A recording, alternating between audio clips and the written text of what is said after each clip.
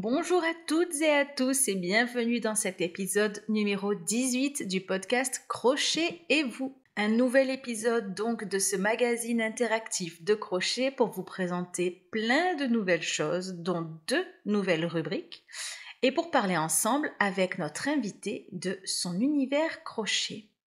Vous avez remarqué qu'une fois de plus, nous sommes dehors et que j'ai profité de ce ciel bleu et d'un magnifique soleil pour faire cette vidéo et vous faire prendre un peu l'air. Alors pour celles et ceux qui sont passionnés de plantes comme moi, vous reconnaîtrez à l'écran une fleur dahlia, qui est une fleur que l'on peut mettre en ce moment dans son jardin. Les petites fleurs jaunes sont, pour être tout à fait honnête avec vous, de la mauvaise herbe que j'ai décidé de ne pas arracher tout de suite parce que je les trouvais assez mignonnes. Et puis j'ai sorti mes jolies pelotes de loup passion, le fil passion qui est un coton très fin et très agréable à crocheter en cette saison, et quelques crochets pour nous mettre dans l'ambiance de ce podcast crochet. Commençons sans plus attendre par la rubrique Actu.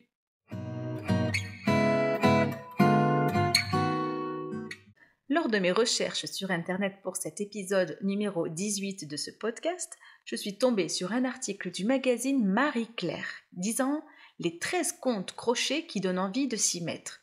Et j'ai voulu voir qui ressortait dans cet article. Je pensais étrangement connaître un bon petit nombre de crocheteuses. Que nenni! Je n'en connais pas une seule choisie par ce magazine. Je vous propose donc de partir à leur découverte. Alors j'étais partie pour vous mettre les 13 contes au complet et finalement j'ai pu remarquer que beaucoup de contes se répétaient. Il s'agissait là de mêmes créations, les mêmes couleurs, les mêmes univers. Donc j'en ai enlevé quelques-uns pour vous présenter que ceux qui étaient les plus intéressants et diversifiés. Donc on commence avec Kikalit qui vient de Berlin, qui a 129 000 followers, ce qui est énorme à mon sens, et qui crée plein de petites choses, des petites poupées, des petits accessoires.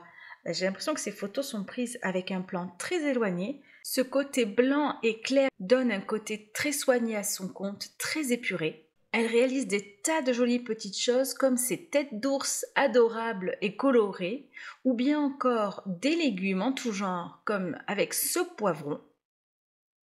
On peut aussi retrouver des fleurs, mais également des vêtements pour enfants comme avec ce body pastèque qui est très sympa. On continue avec Sandra alias Mobius Girl qui est crochet designer et dans le domaine de la psychologie. Elle se trouve à Minneapolis, aux États-Unis. Marie-Claire nous fait voyager avec ses crocheteuses aux 4 coins du monde. Alors, on est plutôt sur du crochet rond, en relief, avec différents types de design. Il y a aussi des couvre-lits, du crochet mosaïque. On voit quand même un style bien défini qui est très géométrique et coloré. Il y a aussi une petite passion pour les chats que l'on découvre sur certaines photos. Et un décor bien entendu qui fait rêver puisque Minneapolis doit être une région chaude. En ce moment, il y fait entre 23 et 26 degrés. Profitons d'avoir une crocheteuse assez loin pour faire un peu de géographie. Minneapolis se trouve plutôt sur la partie nord des États-Unis, qui se trouve donc sur la même ligne que le bassin d'Arcachon, donc c'est pas trop mal non plus. Voyons ce que Minneapolis a à nous offrir. Il ne s'agit pas là d'une petite ville, mais d'une énorme ville avec plus de 500 000 habitants dans le centre-ville et 3 millions aux alentours, donc c'est vraiment une très très grosse ville, avec des monuments assez sympas à visiter et apparemment il y a un centre commercial qui fait rêver. Je vous ai embarqué sur mon dos pour quelques secondes de voyage aux États-Unis. Retournons à la crocheteuse suivante. Nous sommes avec Lourdes, qui a un univers coloré et diversifié, aussi bien en crochet qu'en tricot. On peut retrouver des petites peluches bien sympas, pas mal de déco de Noël, des vêtements pour femmes, des points soignés et différents, beaucoup de diversité dans son Instagram, un régal à regarder et en effet c'est un compte qui peut donner envie de crocheter comme mentionné dans le magazine Marie-Claire. Passons maintenant à Marianne, qui a écrit plusieurs ouvrages de crochet et qui a 60 000 followers. Son univers mélange crochet et broderie, et attention, c'est de la broderie d'un certain niveau. Elle fait du crochet mosaïque, beaucoup de crochets géométriques et colorés, ça peut nous rappeler la créatrice de Minneapolis que l'on a vue juste avant. Il y a une petite tortue brodée et crochetée. Je trouve l'idée vraiment excellente de broder ce que l'on a crocheté. Ça peut faire une jolie déco. Et donc des créations en tout genre, colorées, tout ce qu'il faut pour un compte Instagram sympathique. On continue avec Ligne Rétro, que vous connaissez peut-être puisque c'est une crocheteuse française qui a 48 000 abonnés. Elle a écrit des livres de crochet et a un univers de peluches bien sympa et coloré, avec des amigurumis en tout genre, des petites créations que je n'ai personnellement jamais vues sur internet comme cette grenouille et sa serviette sur la tête, j'adore l'idée, ou encore cette petite fille et son masque pour dormir, c'est très très mignon. Pourquoi pas peut-être une prochaine invitée de notre podcast. On va s'arrêter ici pour les suggestions du magazine Marie-Claire, puisqu'après on tourne en rond sur des créations qui sont tout à fait identiques, avec des couvre-lits granny, du crochet mosaïque, des ronds en relief, bref, tout ce que l'on a déjà vu. Alors comme vous le savez maintenant, depuis un petit moment, je fais des sondages dans l'onglet communauté de ma chaîne pour vous proposer de participer à ce podcast en donnant votre avis, en me donnant de nouvelles idées. Le dernier sondage était sur quelle nouvelle rubrique créer dans le podcast. Et j'ai eu une réponse assez intéressante de Karine Crochet qui m'a dit une rubrique rétro avec le crochet d'antan.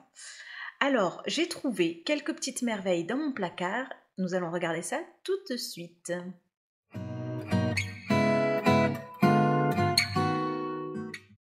Donc, pour cette nouvelle rubrique rétro, je vous ai trouvé dans mes affaires quelques petites vieilleries qui sont bien rétro, avec des magazines qui datent des années 90, donc qui ont entre 25 et 30 ans, et des petites bricoles qui se fait plus trop maintenant, avec ces crochets très fins et un travail colossal, ces couvre-lits.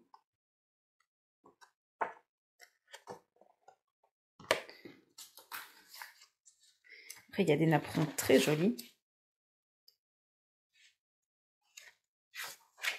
On peut voir le look des années 90.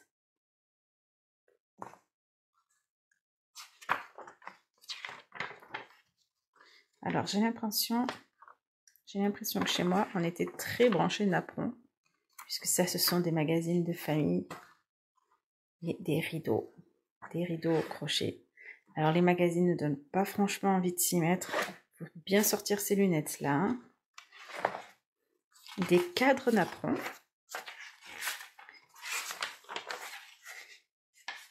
Alors, c'est vrai que le crochet d'aujourd'hui a beaucoup évolué. C'est pour ça qu'on a une image un peu vieillotte du crochet.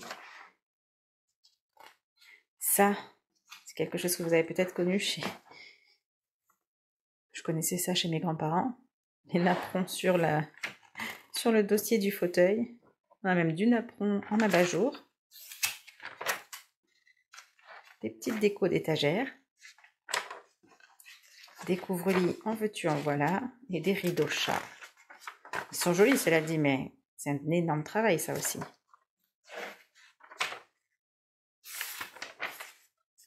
Voilà donc ce que j'ai retrouvé pour cette petite rubrique. Je vais essayer de vous trouver des articles de mode plutôt pour les prochaines fois. C'est assez rigolo de voir tout ce qui se faisait à l'époque et la façon dont ça évolue. On a beaucoup changé même au niveau des points, au niveau des couleurs, au niveau des cotons. Là, sur 4 magazines, on est sur les mêmes cotons. On est sur du coton blanc en 2,5, rien de... Bon, celui-ci, c'est de la laine. Alors qu'aujourd'hui, quand on prend un magazine, la différence est énorme. On a bien sûr évolué en technologie, donc on voit que la mise en page est différente. Déjà, c'est beaucoup plus clair, très coloré, avec tout type de laine, de coton. Rien à voir avec ce qu'on voit là. Des astuces. C'est très rigolo de comparer les deux. Les photos font vieillotte aussi par rapport à ce qu'on voit nous maintenant. Une belle évolution pour le monde du crochet quand même. Et oui, on n'arrête pas de le dire, le crochet, ce n'est pas que pour les mémés. C'est un art créatif qui a énormément évolué. Et parfois, c'est très compliqué de convaincre les gens qui nous demandent « Mais quelle est votre passion ?» Eh bien, je fais du crochet. Et du crochet comme ma grand-mère qui faisait des châles et des napperons. Oui, je fais ce même crochet, mais un petit peu plus évolué, avec des points plus complexes, des matières plus recherchées. Nous pouvons le dire donc du crochet moderne. Si vous avez des petites anecdotes à nous raconter à propos de personnes surprises de votre passion pour le crochet, n'hésitez pas à les noter en commentaire, ça me fera des petites choses à raconter dans le prochain épisode.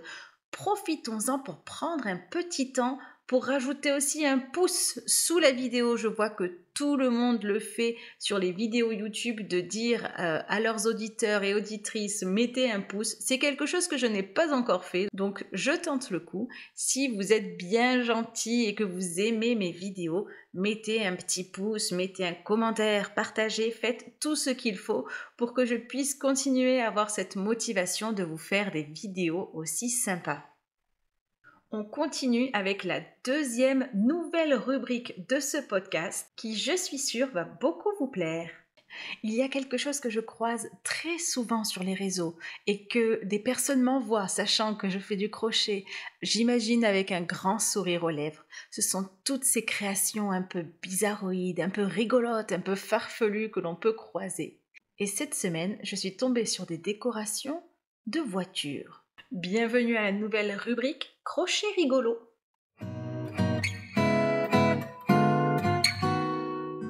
Où en êtes-vous au niveau de la voiture? Est-ce que c'est vous qui décidez quelle voiture vous conduisez? Est-ce que c'est une décision que vous prenez à deux? Est-ce que vous pouvez vous permettre d'intégrer du crochet dans votre voiture aussi? Si tel est le cas, cette rubrique va vous inspirer. On commence avec un premier volant qui est plutôt bien réussi, je trouve, avec des carrés granit, fleurs ou tournesol et un joli dégradé. Il y a quand même un sacré travail pour faire chaque fleur, pour changer les couleurs, pour ensuite les coudre et avoir la bonne taille de volant. Donc c'est quand même du boulot, même si ça nous fait beaucoup rigoler. Dans le même style toujours, pour protéger votre volant, il y a également les grosses fleurs roses qui sortent, qui sont presque en relief. Alors là aussi, ça fait une sacrée déco de voiture. Alors par contre, je me demande si le couvre-volant tient bien ou s'il peut tourner autour du volant, ce qui est un petit peu dangereux. Toujours dans le même thème, on va ajouter un petit accessoire en plus qui est le protège-ceinture, qui est bien pratique pour les enfants, pour éviter que la ceinture les blesse au niveau du cou. Bon là, en l'occurrence, ce n'est pas pour des enfants puisque c'est à l'avant et côté conducteur, mais tout de même, alors on a deux styles différents. Le premier est plutôt sobre, je dirais, avec des espèces de grosses fraises assez pâles, donc ça choque pas trop. Alors le second, il est fraises et cerises. Alors je ne sais pas trop à quoi servent ces deux petits ronds supplémentaires, peut-être des sous-verts ou toute autre chose. Si vous savez, commentez pour éclairer ma lanterne. Pour la suite, on va aller encore un tout petit peu plus loin. Après le protège-volant, le protège-ceinture, on va s'attaquer au siège avec une déco noire et colorée qui est plutôt pas mal pour moi, assez sobre au niveau du fond, les fleurs ressortent. Bon, un petit ensemble, appuie-tête, ceinture, assise et volant. Pourquoi pas, ça décore la voiture.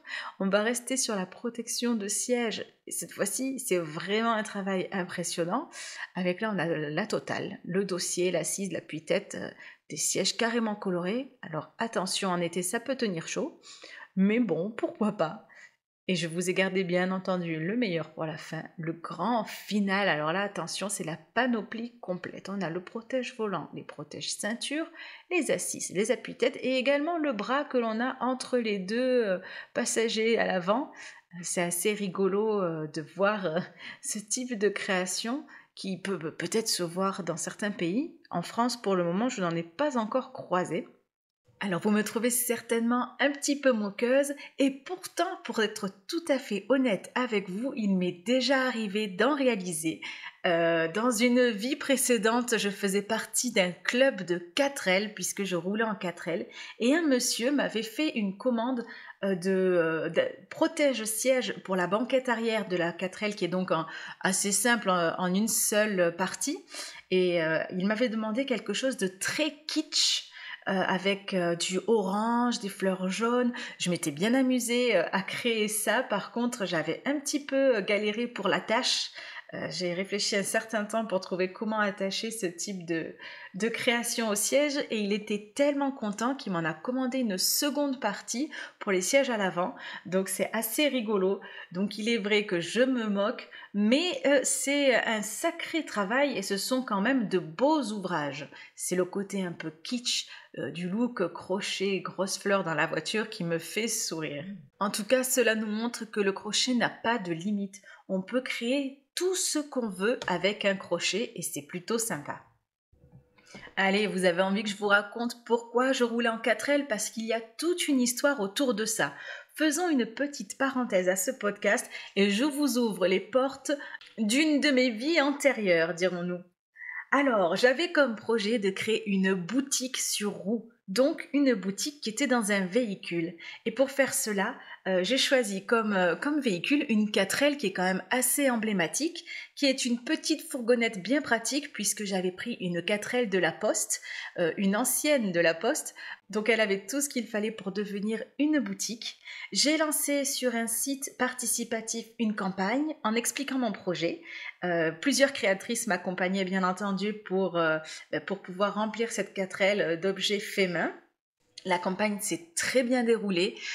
Toutes mes connaissances et les connaissances de mes connaissances ont participé, ainsi que les créatrices, et j'ai pu la mener jusqu'au bout et donc acheter la 4L qui à la base n'avait pas beaucoup d'allure, mais que j'ai bien arrangé avec mon compagnon qui a fait énormément de travaux dessus. On lui a donné un petit look sympa avec des cils aux yeux, avec un coffre travaillé. Mon compagnon a créé tout un coffre en bois pour que je puisse poser mes créations et les créations des autres créatrices dessus. Et puis voilà, j'ai fait le tour des marchés. À l'époque, nous habitions dans le sud de la France, donc c'était très facile de se poser dehors avec la 4L.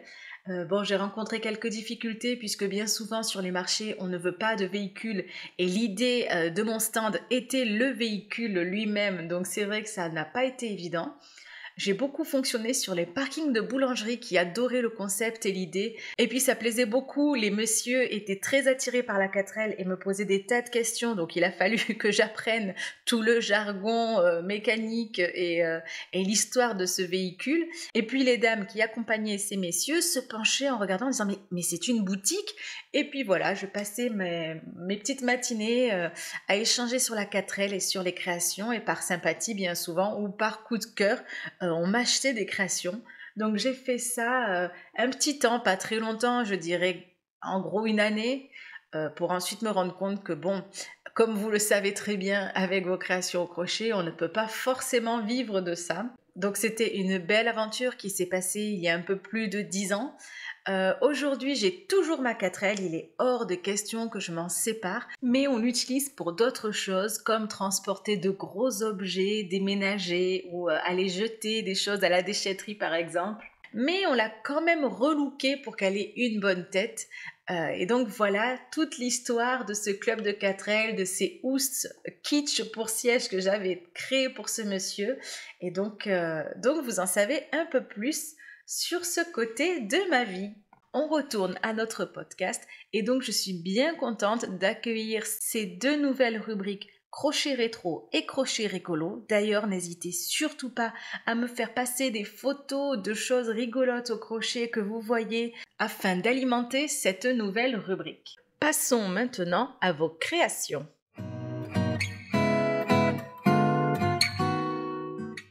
On commence avec la poupée de Haut Croche qui est inspirée du tuto de Mamie Crochet qui voulait créer une poupée assistante crochet avec un tablier qui possède plusieurs poches pour pouvoir mettre les crochets, les ciseaux et tous les outils dont on a besoin pour créer. Son chignon servait également à piquer des aiguilles pour que ce soit bien pratique. Une jolie réalisation donc de Haut Croche. Faisons place maintenant à la jolie poupée Mila des petites créas de Sophie. Elle a pris le patron chez MJF Crochet et s'est lancée dans l'aventure malgré un niveau de débutante au crochet. Je trouve que cette poupée est très bien réalisée et j'adore son style. Le jean, les petites chaussures, la petite veste sans manches, les cheveux dans tous les sens et l'idée d'avoir mis la tour Eiffel en fond d'image donne vraiment un côté aventurier à cette poupée très sympa. Bravo pour cette jolie création. La poupée de Mélise La Création est aussi très jolie et a un look bien sympa. Les cheveux relevés et les boucles libres au vent, une petite robe un peu courte avec de jolies bottes assorties et le prénom cousu avec des perles, c'est très sympa comme idée. Encore une jolie poupée bien féminine. Les poupées russes de ligne rétro changent un peu des poupées ordinaires que l'on peut croiser. Justement, Ligne Rétro, j'en parlais en début de ce podcast, elle est une créatrice mentionnée par le magazine Marie Claire. Ces petites poupées qui mélangent crochet et broderie ont vraiment des têtes adorables et les couleurs choisies entre les cotons et le tissu sont vraiment très jolies. Bravo pour cette création. On passe à un tout autre style avec Au fil des pages by Tissia qui nous propose une jolie petite poupée inspirée de la Flora berlingote de Valérie Filin-Crochet. Elle a participé au défi créatif de Bobine et Pelote qui a pour thème « Je crée pour m'amuser et je crochette pour offrir ». Cette jolie Flora a donc été offerte à une de ses collègues pour son anniversaire. Une bien belle réalisation également. Titi sur un fil nous présente Jolie, une petite poupée réalisée d'après le tuto de Anna Bishop. Sa propriétaire l'a déjà renommée Fraise. Ça lui va bien également. Son bonnet avec des petites oreilles est très mignon, tout comme sa collerette qui rappelle ses chaussures. Adorable poupée encore une fois. Venusia Marchetti nous propose une poupée avec un concept très intéressant. Il s'agit d'une poupée cachette. Quand on la retourne, on peut glisser quelque chose en dessous, quelque chose que l'on veut garder secret. Une idée aussi intéressante que pratique. Bravo pour cette réalisation.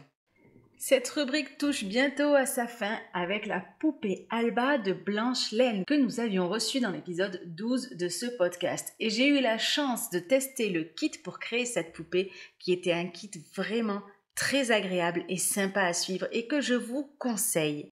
On termine cette rubrique avec la poupée Charlotte de Petite Peste Amigurumi qui est notre invitée aujourd'hui. Une poupée très très mignonne avec ses cheveux relevés en chignon, son petit Walkman comme on disait à l'époque, ses chaussettes colorées et ses patins à roulettes. Elle a tout à fait le look que l'on pouvait croiser dans les années 90. Accueillons sans plus attendre Élise.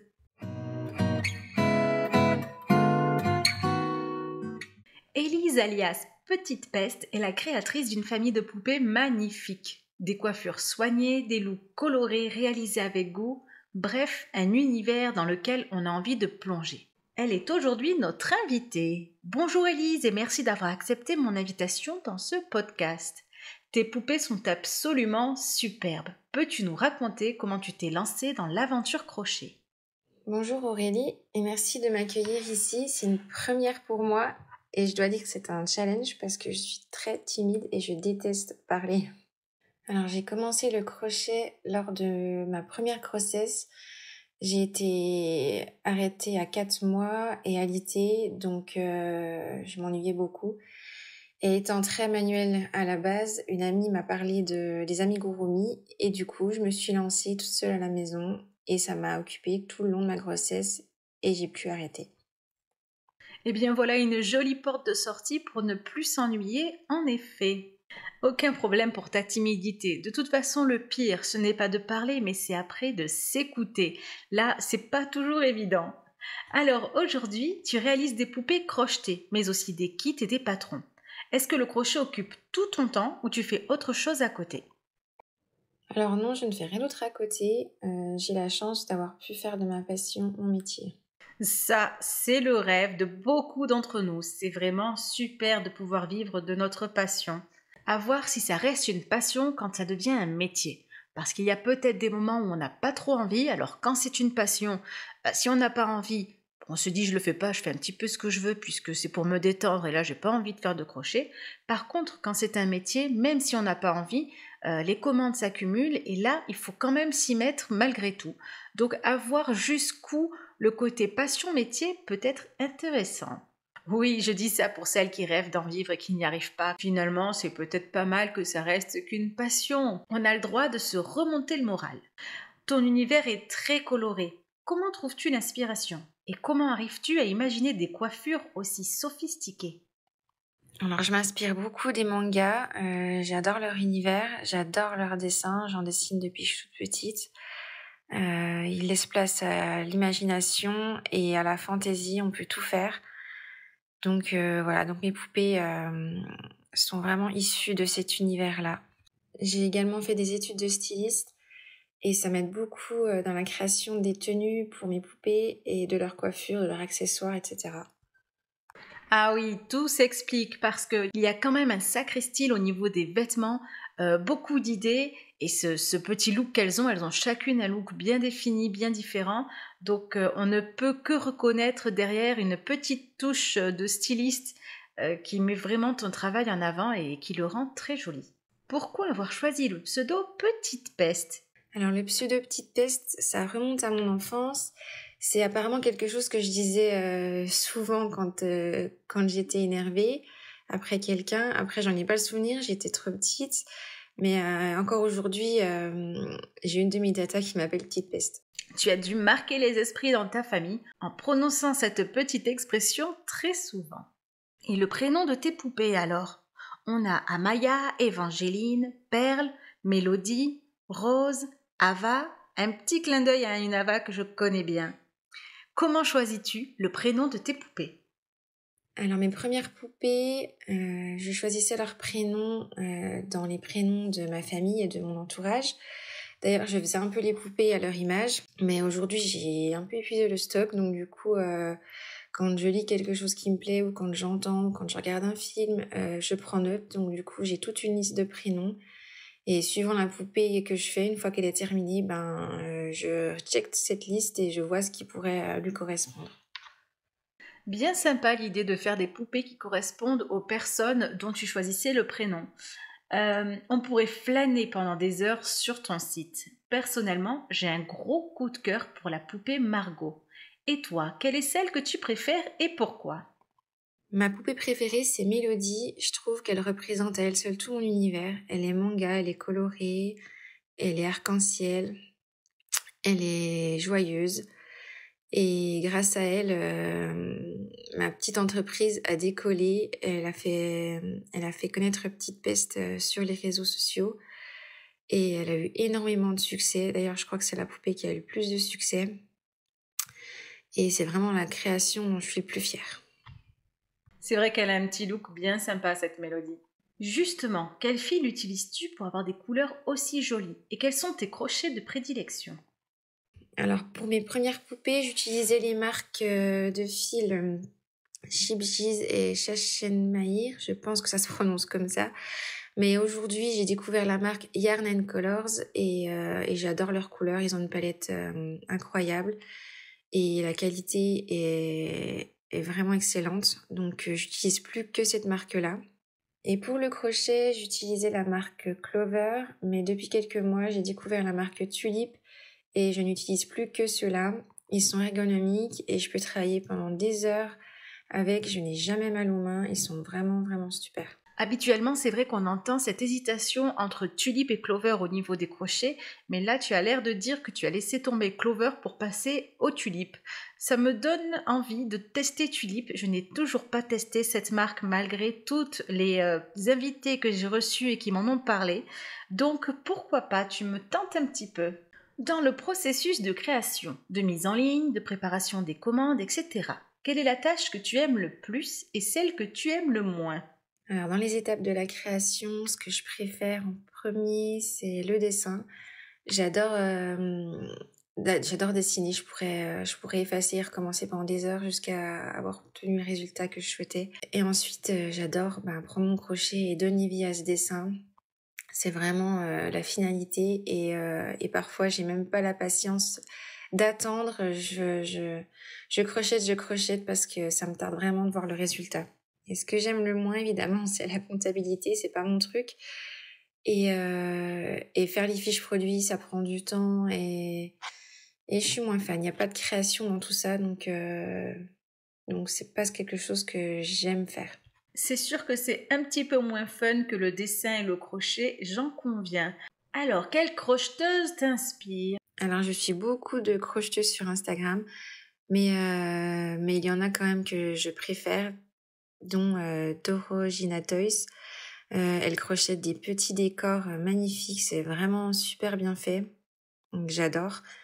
Et sinon, il y a aussi Dilex Home qui fait des toutes petites poupées, un peu aussi dans l'univers manga. J'aime beaucoup ce qu'elle fait. Et aussi Enshan, je pense que ça se dit comme ça, qui fait des petits animaux tout adorables et pareil, toujours univers manga. Eh bien, c'est parfait tout ça. C'est parti pour aller à la découverte de toutes ces créatrices, puisque c'est le côté que je souhaite aussi donner à ce podcast, vous faire découvrir un peu plus profondément les créatrices qui vous inspirent. Donc on va commencer avec Dilex Home, qui est donc une amigurumi designer et qui réalise de jolies petites poupées. On retrouve, c'est vrai, l'inspiration d'Élise quand on voit cette petite sirène et ses cheveux. C'est vrai que les couleurs nous font penser un peu à tes poupées. La petite grenouille adorable avec ce bonhomme, ce petit garçon qui a une bouée autour de la taille, c'est très mignon. Et alors la petite fille avec les tresses, c'est très très sympa. On comprend pourquoi elle t'inspire. On va continuer avec Ain-chan, qui est aussi une créatrice qui crée des amigurumi et des tutos, des patrons. On est plus sur un côté animalier, on va dire, avec des lapins, des petits cochons, des Hello Kitty qu'on connaît bien. Qu'est-ce qu'on a d'autre dans son univers? Des petits hochets avec des têtes de chat-fleurs, c'est rigolo.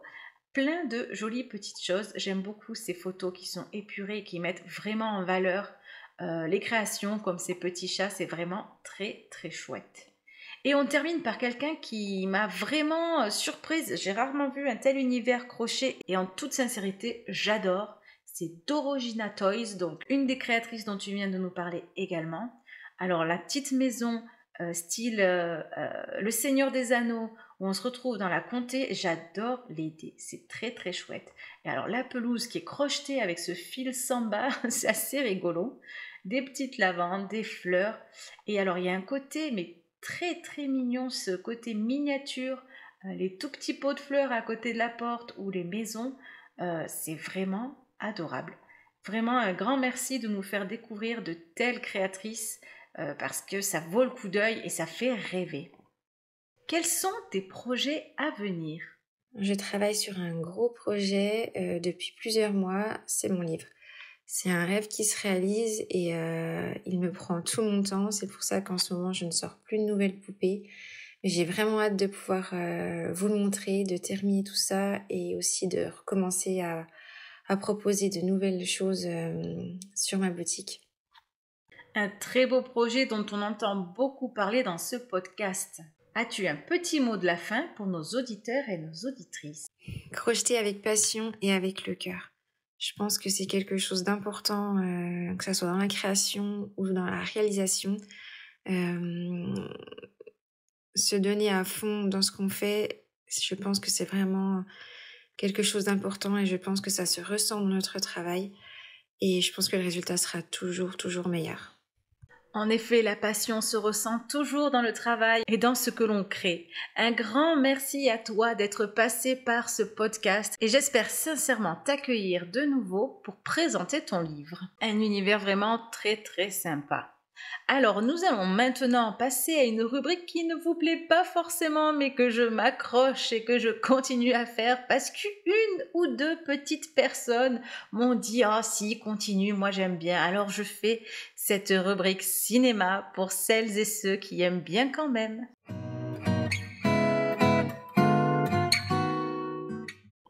Je n'arrête pas de le dire, ce podcast est un vrai magazine et parfois dans les magazines, il y a des petites pages avec des choses qui ne sont pas dans le thème exact du magazine comme ici, le cinéma dans un podcast de crochet.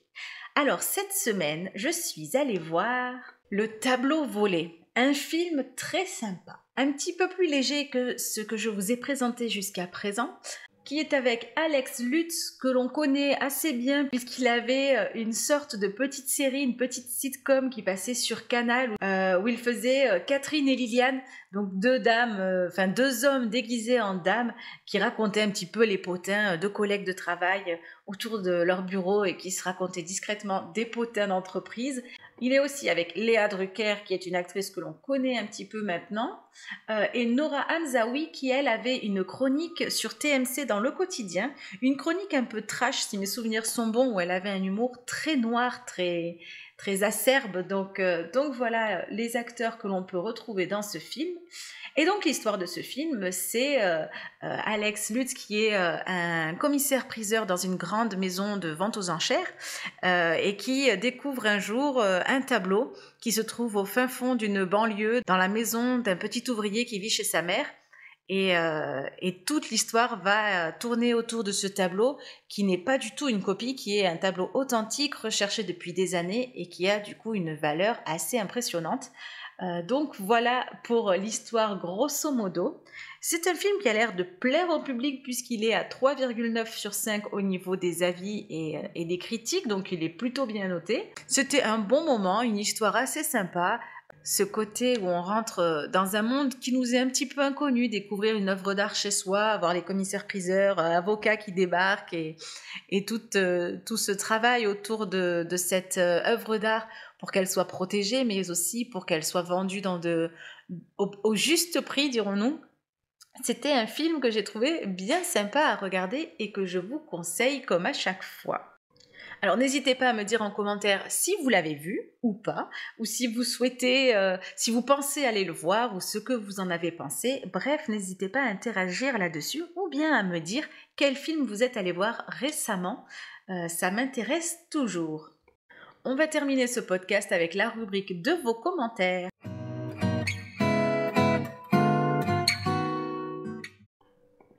Alors on commence avec notre habituelle Alexandra Dang qui met toujours un petit commentaire bien sympa. Je ne savais pas que tes tutos étaient publiés en magazine, félicitations. J'ai voté pour ma rubrique préférée mais je ne voudrais en voir disparaître aucune car je les apprécie toutes. Et pour le dernier Dupieux, ta présentation donne envie. J'ai vu Yannick et Dali, ces deux précédents films et j'avais bien aimé. Encore un beau décor naturel pour ce podcast et à un moment on aperçoit une silhouette rose. Serait-ce toi, un peu comme Hitchcock qui faisait de brèves apparitions dans ses films? Alors, eh bien oui, donc mes tutos sont en magazine, vous pouvez les retrouver dans les crochets pratiques. Pour la rubrique préférée, eh bien, je suis bien contente de lire que tu n'as pas envie de voir une rubrique disparaître, puisque moi non plus. Et pour ce qui est de Quentin Dupieux, eh bien, je suis bien contente que ma présentation donne envie d'aller le voir. Ça sert aussi à ça, de vous faire découvrir des films et de vous donner envie de vous sortir un petit peu au cinéma. Il faut peut-être une bonne excuse. Allez-y, allez au ciné et découvrez ces films sympas. Pour ce qui est du décor, eh bien, je suis aussi bien contente que cela vous plaise puisque je me creuse la tête quand même pour vous trouver des petits coins. Je mets un certain temps à bien placer toutes mes bricoles et à placer mon téléphone pour que ce soit agréable pour vous. Et cette histoire de silhouette rose qui apparaît donc dans l'épisode 17, eh bien oui, c'est bien moi. Pourtant, il me semblait avoir supprimé tous les petits morceaux où on me voyait passer, puisque c'est une vidéo souvent qui tourne en boucle. Donc si je la copie plusieurs fois et qu'en début de vidéo, on me voit, en principe, je coupe. Mais là, je me suis fait avoir et on me voit passer. C'est la deuxième fois dans ce podcast que je vous fais le coup de Hitchcock, comme dit Alexandra Dang. C'est pas voulu, je vais essayer de le faire de moins en moins. C'est un peu gênant de voir quelque chose comme ça, un gros truc rose passer en plein milieu du podcast. Donc on va éviter à l'avenir. Martine Besombe nous dit « Bien intéressant et très utile pour les revues existantes, merci ». Donc, on parle toujours de cet épisode numéro 17 puisque je vous parle souvent des commentaires qui ont un lien avec l'épisode précédent. Oui, les revues donc, de Avril Crochette qui sont les crochets zéro déchet dans la cuisine et dans la salle de bain qui sont très intéressantes en effet. J'aimerais à l'avenir pouvoir vous présenter plus de livres. J'essaie de travailler à me mettre en relation et en collaboration avec des maisons d'édition d'art créatif pour pouvoir recevoir des livres que je vous présente. Si vous avez écrit votre livre et que vous souhaitez le voir présenté dans le podcast, ce sera avec grand plaisir. Marie Juste nous dit « Bonjour Aurélie, merci pour ce podcast, je découvre toujours des nouveautés, continue. » Eh bien, merci beaucoup pour ce commentaire. Ça, c'est des commentaires, ça vous prend quelques secondes et moi, ça me fait vraiment plaisir. Donc, exactement comme les petits pouces que vous pouvez mettre sur la vidéo, un pouce en l'air là, hop, vous le faites maintenant, clic, et ça prend 1 seconde et ça aide beaucoup ma vidéo à monter au niveau de YouTube. Pour la découverte de nouveautés, eh bien, je suis contente de réussir à vous faire découvrir de nouvelles choses dans le podcast. C'est tout à fait l'idée. Partir à la découverte de créateurs, créatrices et de nouveautés qui vous seront pratiques. Donc, c'est super. Et enfin, on termine avec Linda Funky Crochet, que nous avons déjà reçue en tant qu'invitée dans les épisodes du début du podcast et qui dit « Coucou Aurélie, encore un super podcast avec la nature en vue, what else ?» On a un petit côté Georges Clooney qui apparaît à la fin de sa phrase. Eh bien oui, cette nature. Le prochain, celui-ci d'ailleurs que vous regardez, je l'ai tourné aussi dehors. Et le prochain sera une fois de plus dehors. Je continue, je ne lâche pas l'affaire avec cette saison, même si elle est très très pluvieuse dans la région dans laquelle je me trouve. Je continue à vous faire ça dehors jusqu'à ce que cet hiver, on retourne au coin du feu comme je le faisais au tout début du podcast. En tout cas, un grand merci pour vos commentaires et pour vos réactions sur mes vidéos. C'est très très agréable pour moi. Un grand merci d'avoir écouté jusqu'ici et au plaisir de vous retrouver pour le prochain épisode.